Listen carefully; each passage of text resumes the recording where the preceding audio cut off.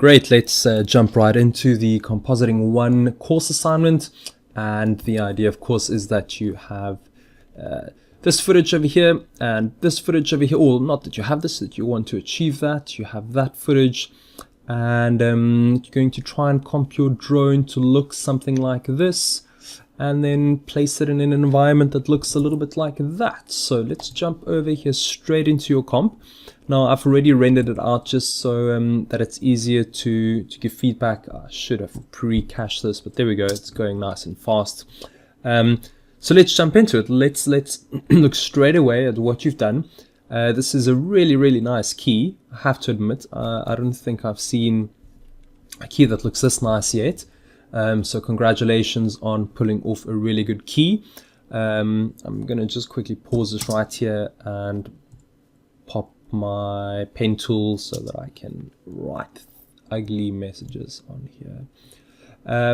So firstly, I think it would have been really nice to have had like a little bit of a shadow at the bottom here. Maybe this guy is casting a bit of a shadow on the floor here. Get something over there. Not absolutely necessary, but it does make it a little bit better, nicer looking.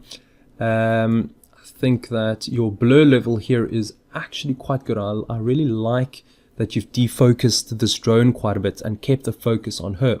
It really draws your attention on her and kind of, you know, puts the rest of this image a little bit, make it a bit of a mystery. So well done on that. That's really nice. I love how the 9 came out. I think that looks really great. This is a nice good edge here. Well done on that. I don't think you overdid your glows. So in my books, this is a very nice comp. My only critique is I think the waves over here might just be a little too kind of high detail, not high detail, but maybe too small and apparent. Maybe they just look, they're not really selling me. I think they're close, but they're not really selling me. Anyways, well done. This looks really good. Maybe a little bit too much grain. You can kind of see the grain flickering over here. Over there you can see a bit of grain, especially compared to this. I think you might have added a touch too much grain onto this comp. Okay, let's dissect it. Let's jump in. Let's see what you've done, how you approached everything, and what your workflow was. Now I know that you were kind of B-pipe down left to right. I struggle to understand it. Bear with me. I'm going to do my best, but this is looking quite good. Now what you've done here is I see you've rendered out your image, your green screen, and you've brought it back in. It's an excellent idea. It makes things go a lot faster, and you've done a really good kind of cleanup. Something that you've done here. You did blur your screen a little bit. You don't want to be doing that if you can avoid it. I hate blurring shots. You know, you don't really want her eye. Whoop, where is she? You don't want that to become softer. Oh, you're doing it inside the color space. Either way, you do lose. Yeah, I don't even know. That's fine. Still though, you know, you want to avoid it. I know what you're doing here. You're being clever. You're blurring it in the other color space. So well done on that. Quick little trick that I want to show you before I reconnect all of this. Because I am going to just move this up here for now, just to make it easier for me to work with it, so that it updates live and we can make adjustments as we go. I'm just going to delete this node. So one little thing where okay, what I really like to do, where's my background plate? Here it is. So I like to take my background plate and I like to compare it with my render. And that allows me to really quickly see where I've gone wrong and what I've done wrong, and try and fix that. You've added quite a bit of a grade overall onto the entire image. I think we have spoken about that in the previous lesson to try and avoid that. But if I just difference key this right away and look at my alpha there, I can see that this is all of it has changed, and the reason why all of it has changed is probably because you're grading it. So just to test my alpha key, my difference key a little bit better, I'm going to take this color corrector here, and I'm just going to apply it to my background as well. Now you can see, okay, nothing here has changed. You've kept your plate intact here. Nothing has changed here. You've kept your plate intact here. This would have lit up a little bit if there was a shadow that you've added. The only place where there's a difference is where you've comped in her and the drone. So well done on that. That's the way you want to do it. You want to always keep the integrity of your background plate 100% untouched, unspoiled. Nobody should know that this was ever a VFX shot. Which leads me to this guy here, my pet peeve. Don't ever grade your background before you start comping. And I think I have spoken about this in the previous feedback session. Is now if you decide you want to change this color corrector, well, good luck, because that means you're going to have to go in and readjust every single other color corrector in order for the shot to look good. So that's definitely a really bad idea. You know, directors, they love to go and hover and go, well, can we not just make that a little bit more orange or less orange? And then, well, you've baked the look in right at the beginning of your comp, and as soon as you go and do that, and excuse me, and you go here and you make it a little bluer, well, all of a sudden everything else is a little too orange. So be very aware of that. I'm just going to oh, sorry, I did that the other way around. All of a sudden your comp looks wrong. So watch out, don't do that. If you want to color correct something, your entire shot, do it at the end, just before the right node. You do that kind of correction over here. And also, you don't want to reverse the correction over here, because that means you're just processing your image unnecessarily and you're degrading really your image quality. So avoid at all costs. Okay, now having said that, I still think this is a great key. Let's have a look at what you've done here.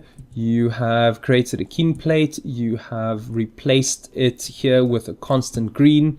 There you go, and you've created a clean plate. Now it's great to A/B this with the original, because sometimes it's just not worth this clean plate, and sometimes the clean plate actually doesn't make it any better. And this looks great. This really, I think this is well done on that. This is a very good key. You're just popping it straight into a key light. It's quite funny the difference in key light and prime matte and what some of the other guys have done and how you can compare that.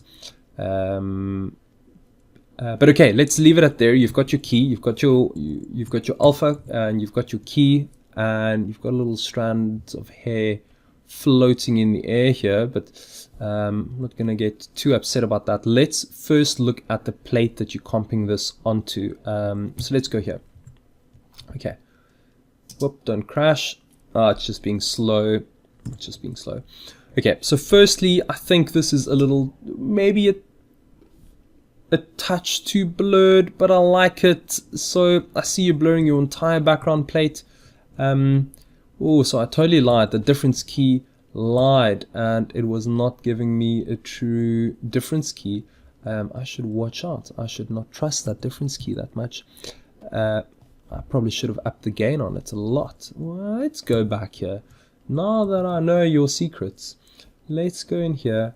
I default this at 100 when I just test.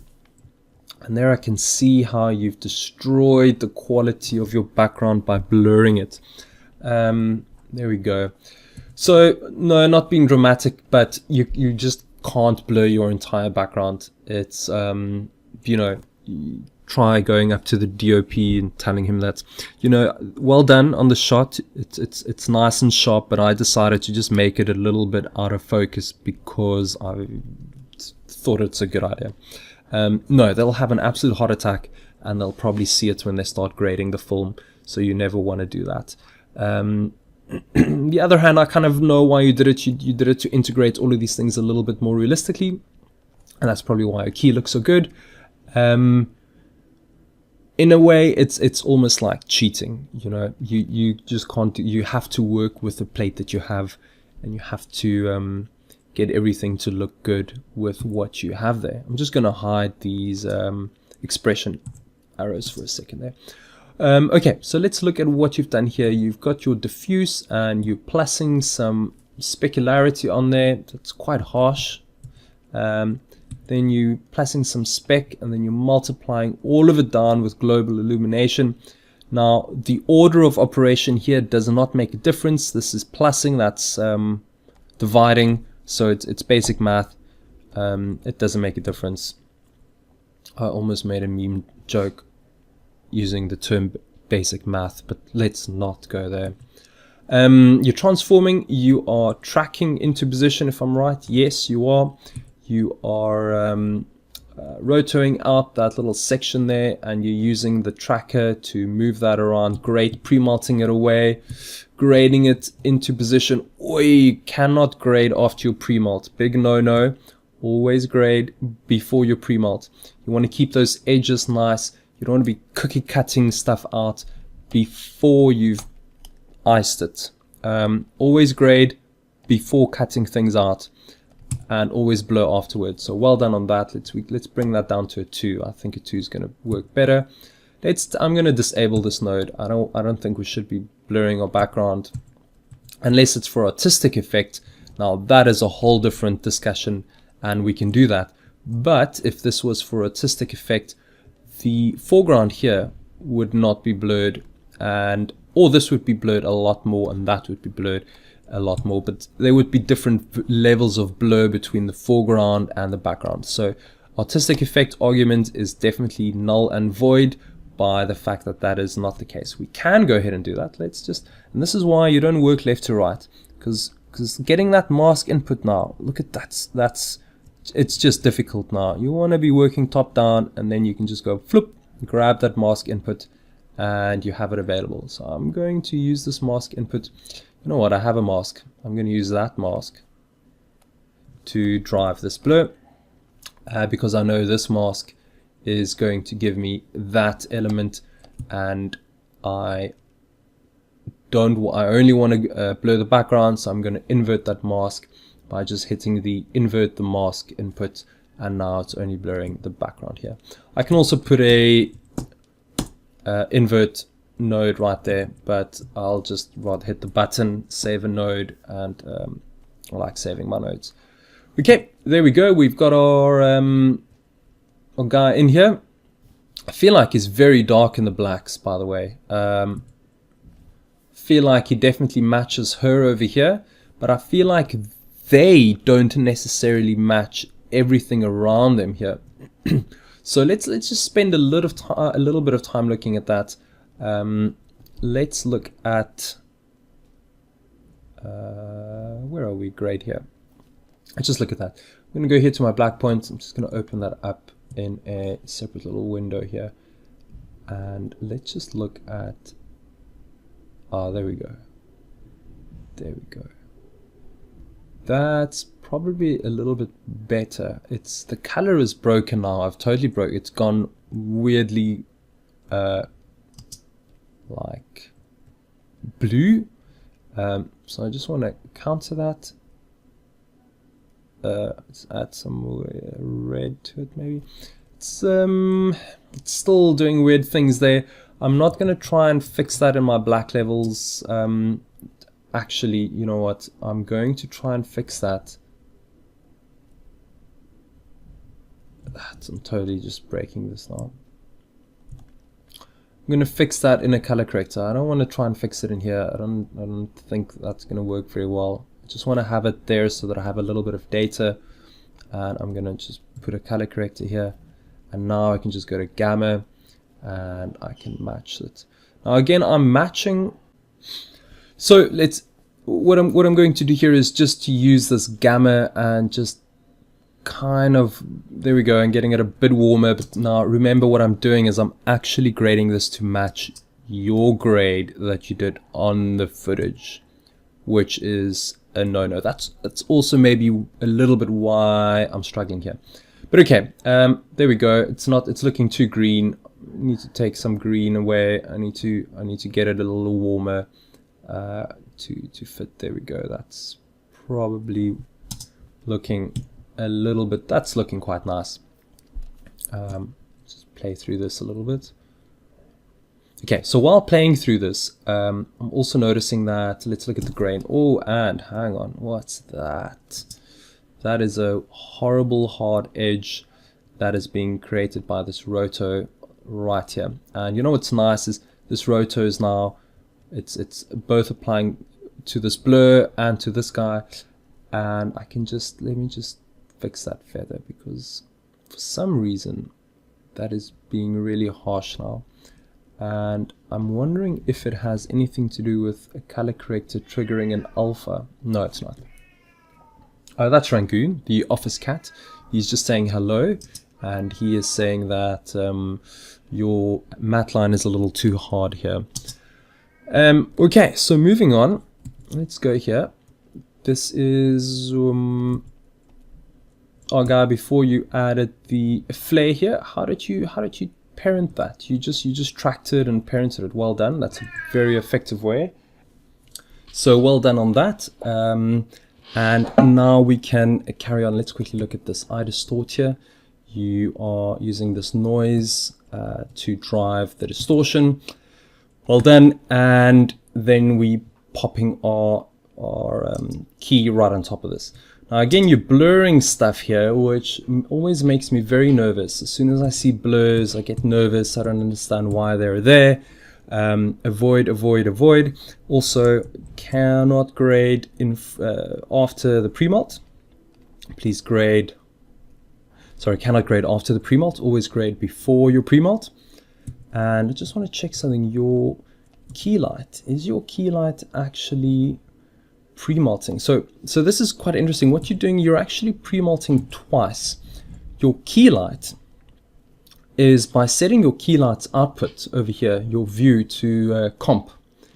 It's basically what it's doing is it's almost pre-malting it. I think it's pre-malting it before it is, because it's not set to unpre-malted results. And what you're doing is by pre-malting it again, and you can see what's happening here. So you're actually chopping off a little bit of that detail. You're creating this harsh edge. So you should really be setting this to either if you're setting it to an intermediate result and you pre-mult, you're not going to get the benefit of the color, the despill. So instead of pre-malting here, let's just disable this pre-malt and go back into our key light and go comp here. So now you're pre-malting in your key light, and it's as if you're inputting a black alpha here. So not ideal. I want to just have a look here. If we hit this unmultiplied result, it's also not really going to give you much. Oh, there we go. We're getting an unpre-malted image here. And this is really how you should be doing it if you're using this workflow, at least. If you are going to grade it after your key light, you want to export or not export, but you want to send down the pipe here an unpre-malted image. And then by pre-malting it here, there you go. Now you're applying all the pre-multiplication. And this is a very good demonstration as why you want to grade before pre-malting. Because now when I grade or color correct, let's add another color correct here. You see that what's happening is I'm actually changing all these strange, and let's just go extreme here and push it all the way to pink. I'm actually grading all these edges.